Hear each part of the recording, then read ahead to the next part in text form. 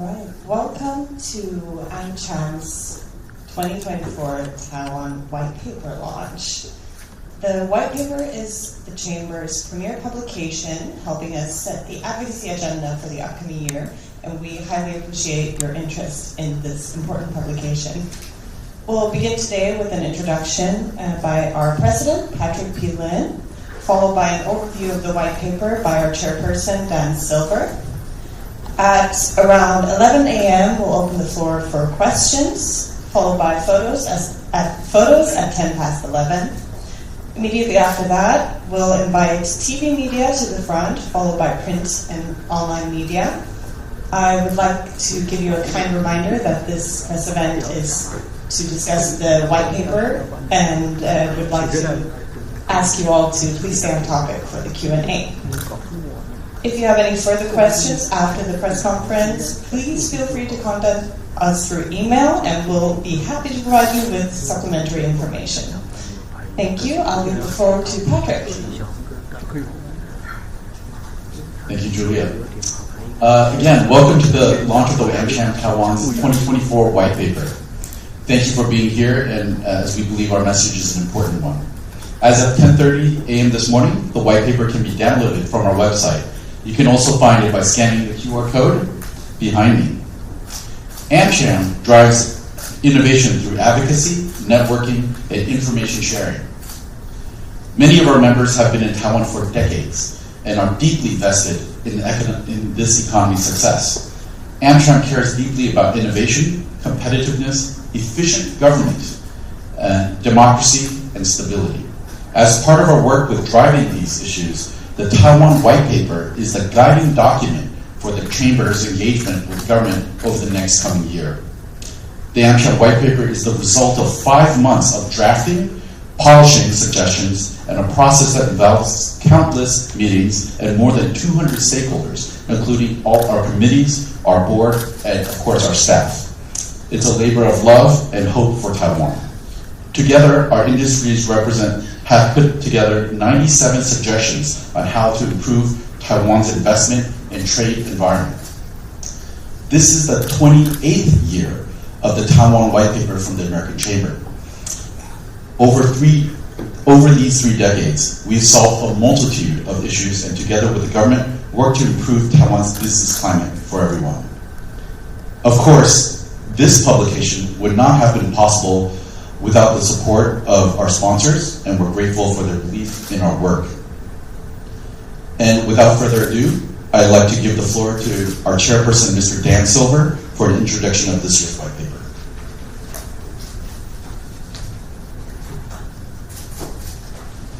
Thank you, Patrick.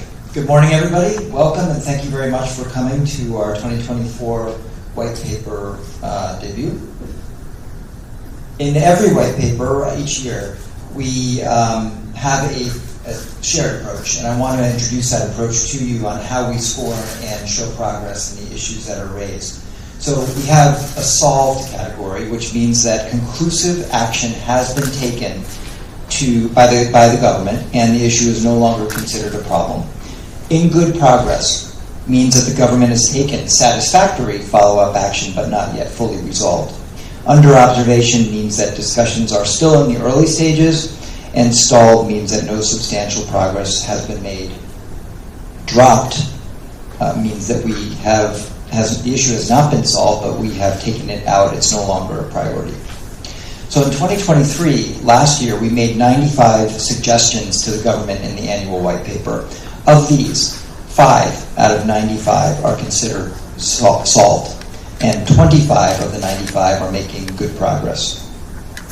Between 2016 and 2020, we had a record number of issues resolved. However, this number has decreased in the last 3 years, returning to previous levels. This is a trend that we hope will be reversed. In 2024, our business climate survey, which we conducted in Q4 of last year, showed that 76% of respondents had a high level of satisfaction with the White Paper process. This is a high number, but the satisfaction rate has gone down. It was lower than the 2022 record of 87%. So this shows that there's room for growth. there's room for opportunities to tackle suggestions in new and innovative ways. We're confident that the new Lai administration and the team leading the NDC, the National Development Council, will have productive discussions with us and solve even more issues in the coming year. We're fully optimistic that the administration will take a fresh look at all of our suggestions and continue to work with the business community for the betterment of Taiwan's economy and society. So the 5 issues from last year that are considered solved cover 3 different industries, which are banking, tobacco, transportation, and logistics. Some issues do take longer to solve, and among these we have more good news. Of AmCham's 26 industry groups involved with creating the white paper, 14 had at least one issue that's considered to be in good progress. However, we note that around 2/3 of issues raised last year are not making good progress. We're optimistic, though, that we can work effectively on even more issues in the coming year. We strongly believe that the practical suggestions contained in our white paper are based on industry expertise and real-world experience and can therefore help future-proof Taiwan. As Taiwan's most influential international business organization, AmCham Taiwan is well informed on trends in business and government on both sides of the Pacific. We're aware that Taiwan is at a pivotal moment in history. The upcoming year will determine whether Taiwan can significantly strengthen its resilience and strategic economic positioning. We have a new administration in Taiwan and upcoming U.S. elections in November. So we're in a period of change that offers opportunity to ensure that Taiwan is well equipped to thrive in evolving global trade dynamics and technological advancements and sustainability challenges. The recent attention that the world has given to Taiwan is a chance to further elevate its brand and turn itself into an irresistible force for global partnerships. Taiwan is already on a fast rising trajectory as a global leader, as this week's Computex has shown and attended by some of the world's most influential leaders in the tech world. It's a concrete example of Taiwan's increasing prominence. Thank you. To accelerate the process of increased leadership and ongoing attention, we encourage Taiwan to embrace international best standards and reinforce its position as a critical node in global networks. A well-regulated market attracts business. Investors are more likely to allocate resources to markets where regulatory frameworks are transparent, predictable, and familiar. AmCham committees highlight several Taiwan-specific policies that pose unnecessary obstacles for multinational companies.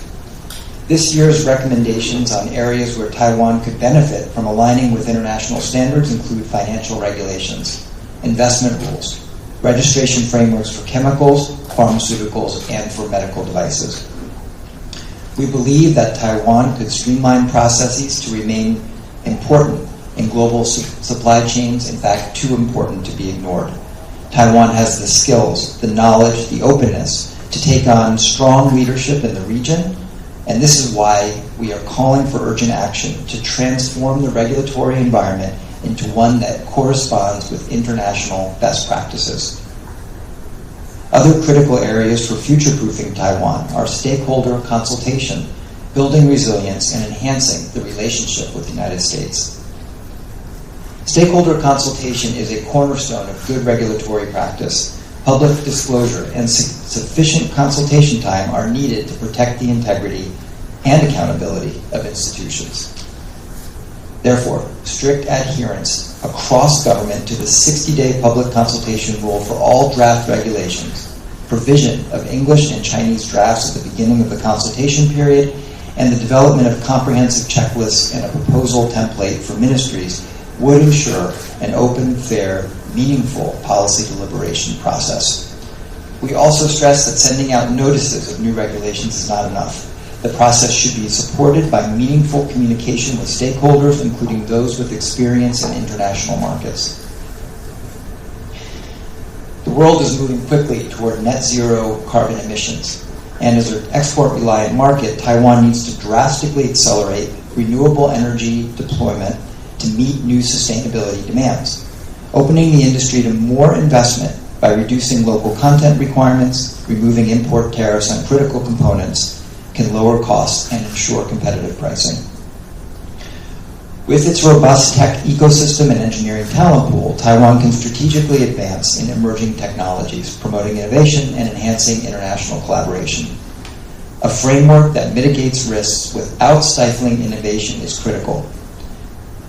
To support digital trade, Taiwan should implement safe harbor principles, collaborate with industry, and participate in international forums to prevent regulatory fragmentation. The government knows that 6.6% of GDP devoted to healthcare is too low to keep pace with regional benchmarks and local needs. By establishing a secure, transparent, and efficient approval process for new drugs and devices, Taiwan can significantly improve health outcomes and ensure a stable supply of innovative medicines and devices. Likewise, harmonizing healthcare regulations with international standards is crucial for reducing trade barriers and for boosting Taiwan's participation in global pharmaceutical and medical device markets. AmCham wants to note that we welcome the Cancer Drugs Fund and President Lai's Health Charter, which we believe will help forge a healthier Taiwan. We also look forward to continuing our productive dialogue with the National Health Insurance Agency.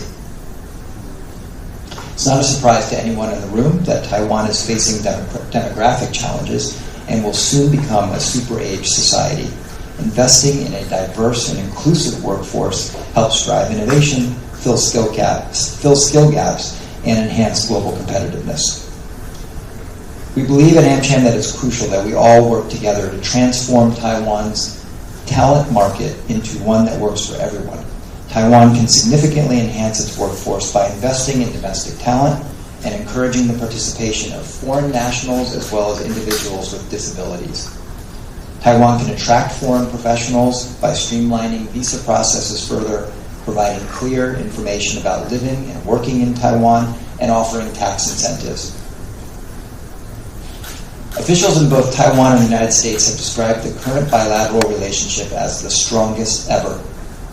Several initiatives are now underway to make these connections even more robust.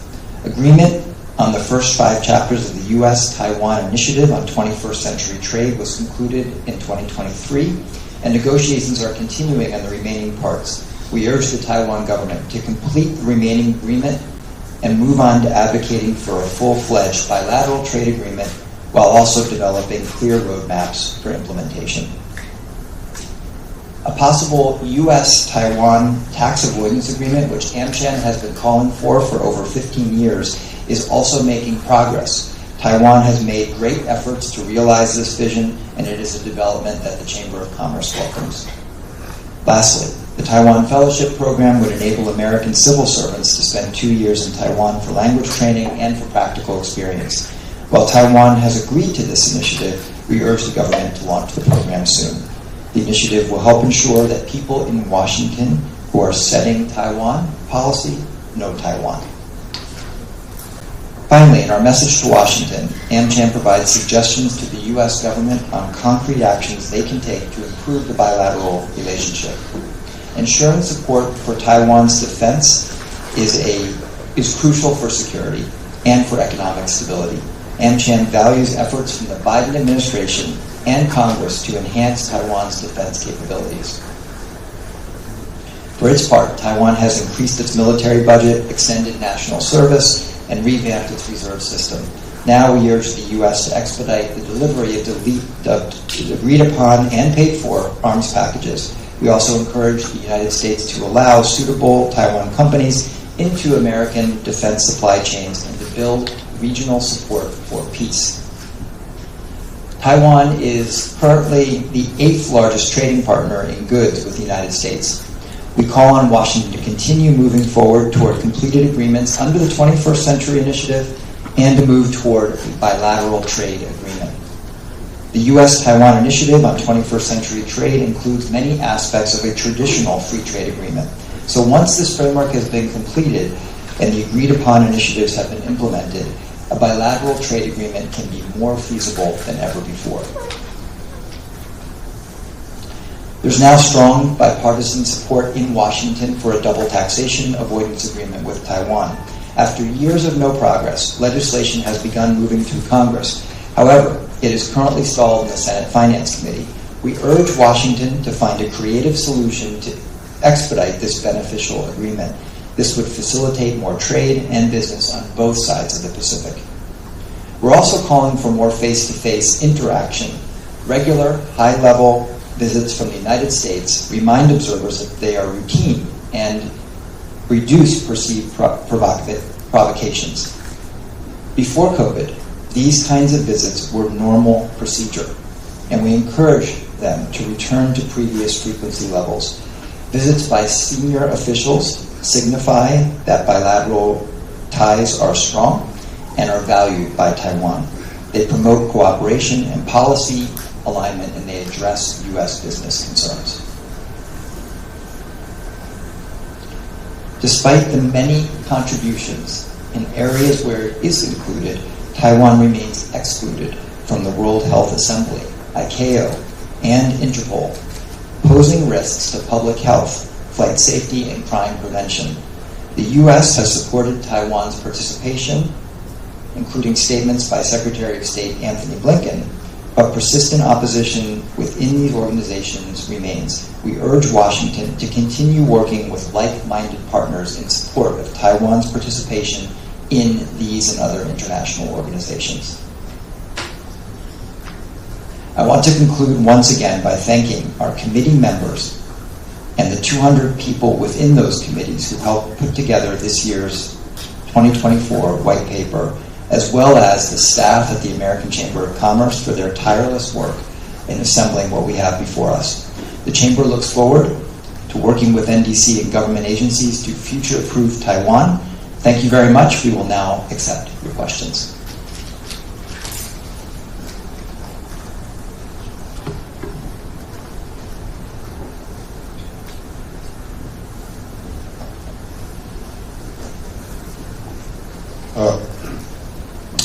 Thank you, Ben Blanchard from Reuters.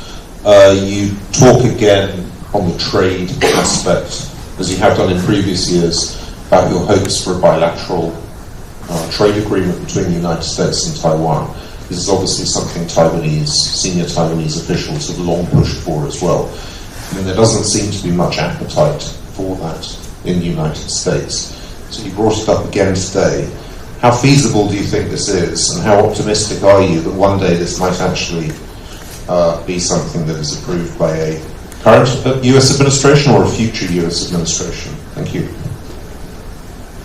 So as we talked about the 21st Century Initiative on Trade, we can see that if that second piece of the 21st Century Agreement is completed, and if both the first and second part are appropriately implemented by both Taiwan and the United States, a significant portion of the building blocks for a free trade agreement will already be formally agreed upon between Washington and Taipei.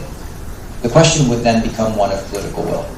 And we can see through the USTR's priorities for 2024 released in the first quarter that Taiwan is very high on the agenda.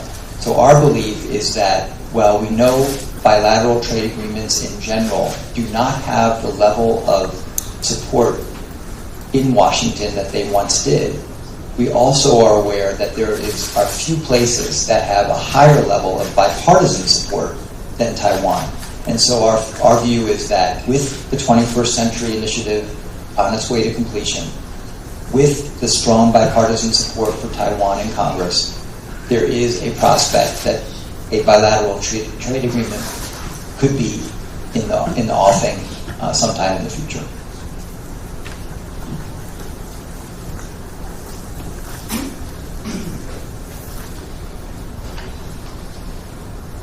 Hi, this is Mark from United Daily News. My question is on the topic of energy, because the Minister of Economic Affairs yesterday stated that the cost of electricity price should reflect the cost, and it might go up in the future. And they just stated in the white paper says that the abrupt price surges disrupt operations and hinders growth of for the industry. So I'm just wondering how would you define abrupt? Like what kind of price surge would be defined as abrupt? And what would you comment on the statement that was made by the Minister of Economic Affairs yesterday? Thank you. So the dependable supply of energy remains a concern for our members. And in our business climate survey of 2024, 71% of our members expressed concern about the continuing supply of green energy. When it comes to price setting, our members have asked for ensured transparency and predictability in price setting. They have also asked to have a seat at the table when these discussions are being held. And so when we talk about what is abrupt, it would be if that transparency and predictability has not been met. That would then constitute abruptness. But we do believe that there is a desire on the part of Taiwan's government across many, many aspects of industry to engage with industry. We hope that that could be extended in the fullest ways possible to energy as well.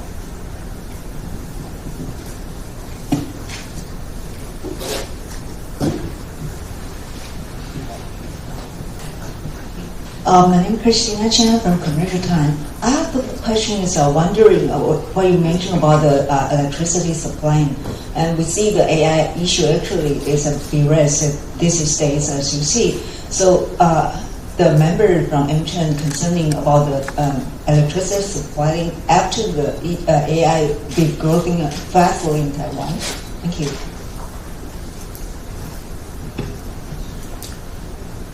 So our members are excited about the technological change associated with artificial intelligence. I think just as important, we acknowledge that Taiwan is at the center of the AI revolution. And we feel that everything that can be done to further bolster that position is welcome.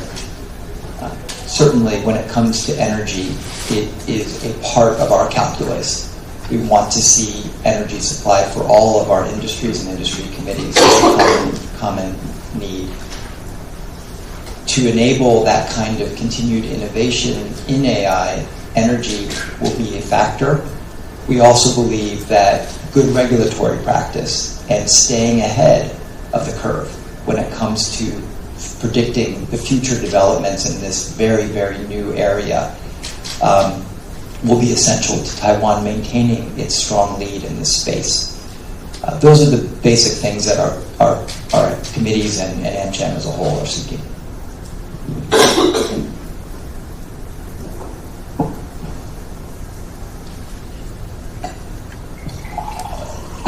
Joe Commonwealth Next. Actually, just an itinerary issue.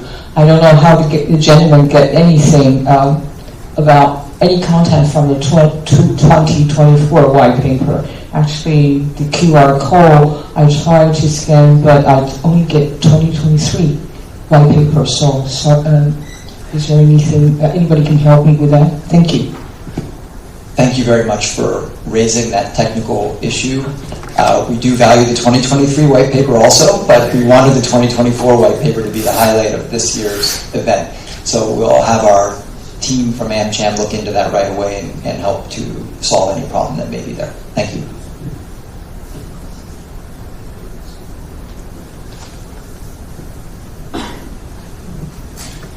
Hi, this is Focus Taiwan Central News Agency. Just a quick question about the carbon fees. I noticed that in the Chinese press release, carbon fee is highlighted, but not in the English press release. So I'm wondering whether is it like a mistake or some sign. So I'm just wondering whether the members are worrying about how the regulatory framework of carbon fee is going on in Taiwan. And another quick questions about the regulatory. You mentioned the stability of the framework and regulatory practice is really important.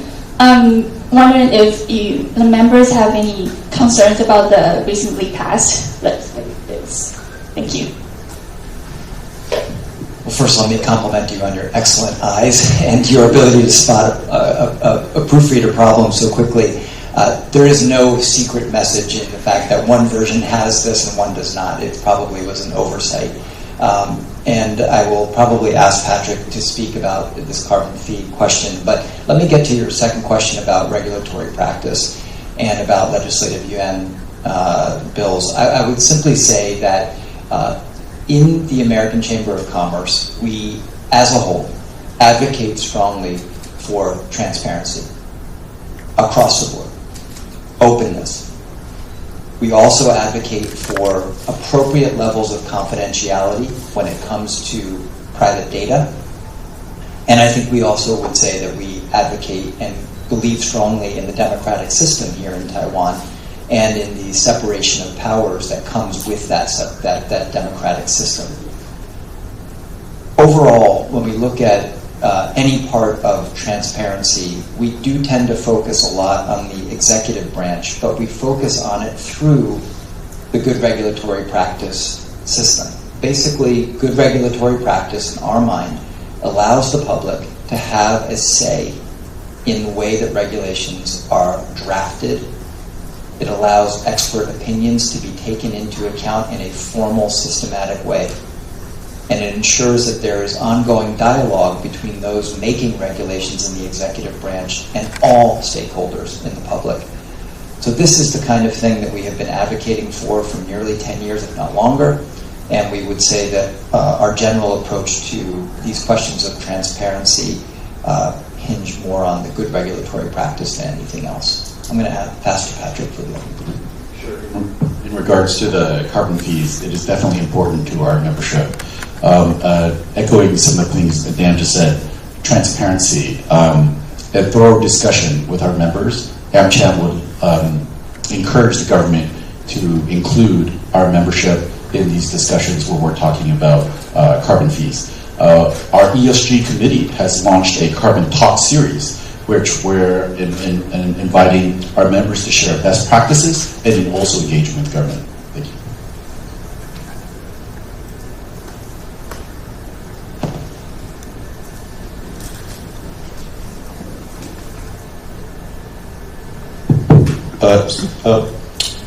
The other thing I personally found interesting, you mentioned today, was this issue of foreign talent, making it easier for Taiwan to attract foreign talent to come here. There's obviously a global competition for talent. It's not just Taiwan that's trying to attract it.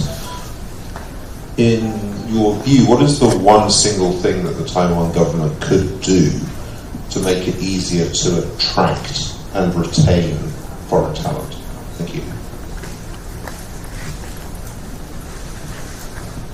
So, when we look at the overall talent and labor shortages here in Taiwan, we do believe that as Taiwan increasingly moves toward a super aging society, it becomes increasingly important to look to some non-traditional sources of talent for Taiwan's continuing robust economic growth.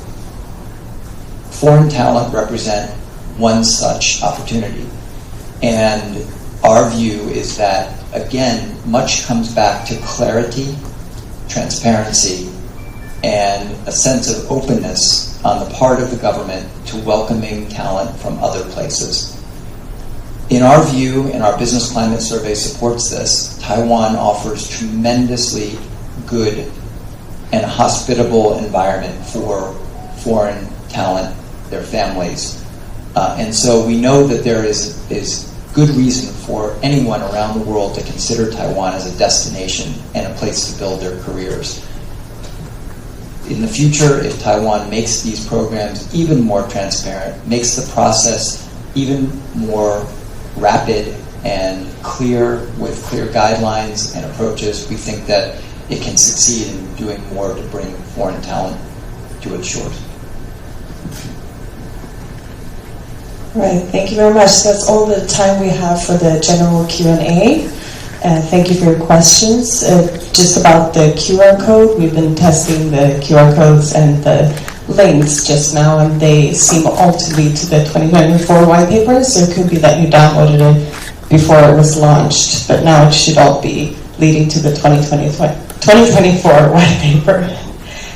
We will now invite Patrick and Dan to the middle of the floor for pictures, and after that we invite TV media to the front, followed by print and online media.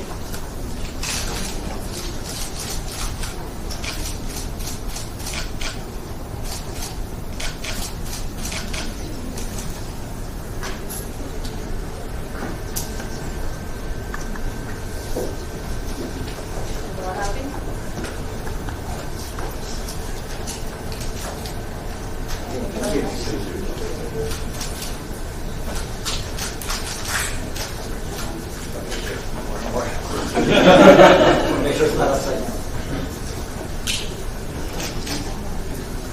Okay, thank you.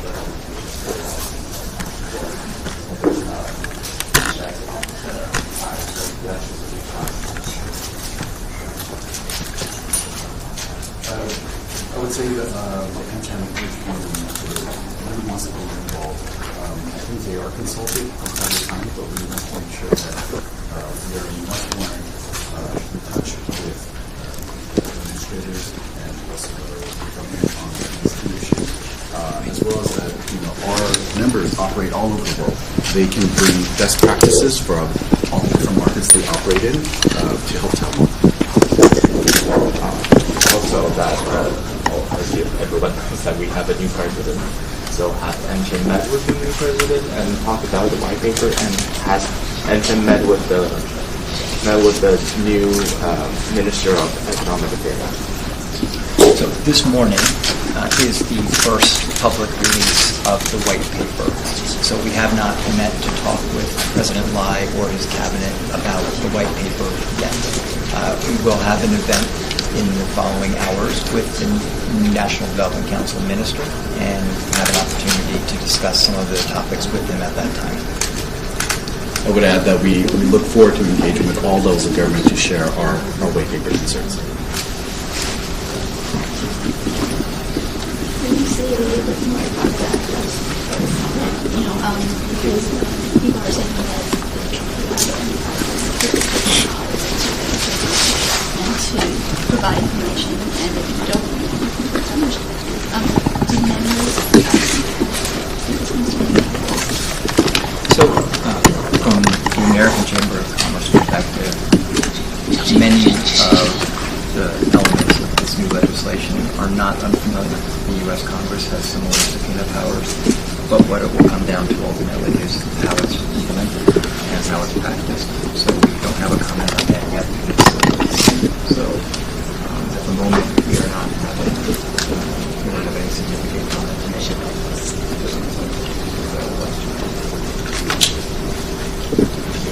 The last question is on curiosity, why is there? I've been through a couple of white papers already, so I'm just wondering. The talent shortage has always been an issue. So why do you think that is an issue for? I think that has been consistent for quite a long time. So the talent shortage is ultimately driven by two main things. One is economic growth, a certain economic growth, which means that demand for talent is a lot. It's also driven by Taiwan's aging society, soon to be rapidly, super rapidly aging society. And that means a declining supply of corporate time. And so it's no surprise that even with good efforts, even with a focus on this matter from the government, the problem will probably get increasingly difficult as years go on. Taiwan's not alone in that, but that's the reality that it faces. So we would expect to see talent shortage question appear in future white papers as well, even as the government works with all of the Chamber's members and other parts of the business community to try to address it as best as possible.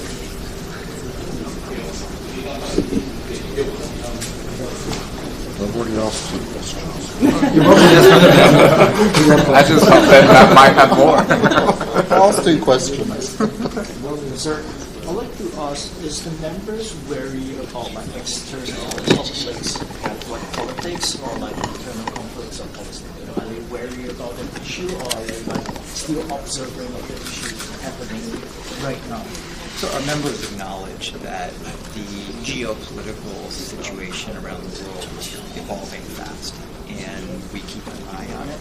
So I would say that we are paying attention, but we are not taking any dramatic steps to change anything. I think all companies are cognizant that our positions here are affected by both domestic and global changes.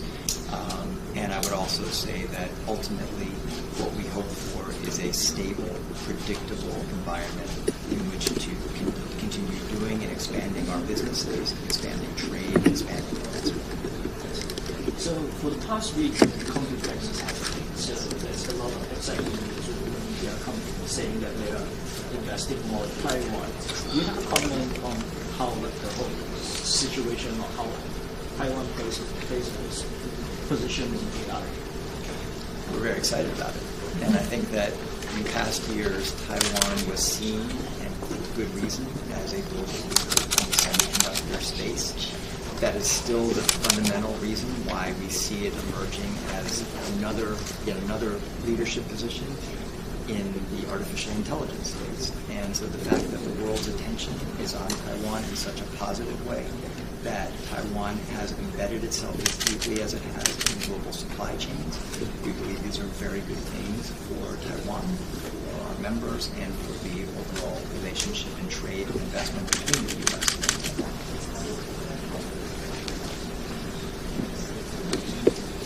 I would like to ask a question about just information about the double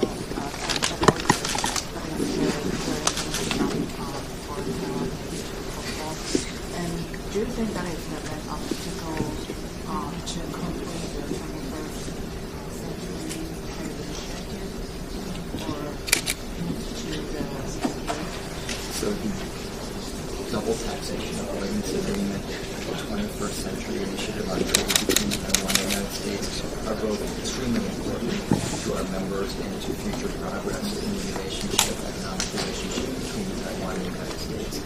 we do not see a specific connection between the status of the double taxation avoidance agreement and the progress of the 21st century trade initiative.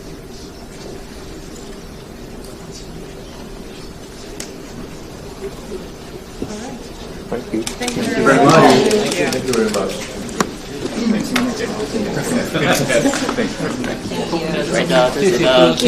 谢谢您，谢谢，感恩您的手酸，不好意思，谢谢。Mr. Clifford, nice to meet you. Oh, hi, how are you? Yeah, good to see you again. 漫长的暑假如何安排孩子们过得充实又有趣呢？跟你推荐2024不同凡响中天小小主播夏令营，总共5天课程，建构孩子逻辑思考，学习自信表达，并在专业引导下探索影音世界。将由中天中视主播群加上专业师资阵容，带领孩子深入浅出体验实作课程，激发孩子潜能，提升核心能力，创造无限可能。这绝对是今年暑假 CP 值最高的儿少夏令营，仅有4个梯次，限量名额。报名请上快点购或打电话洽询详情。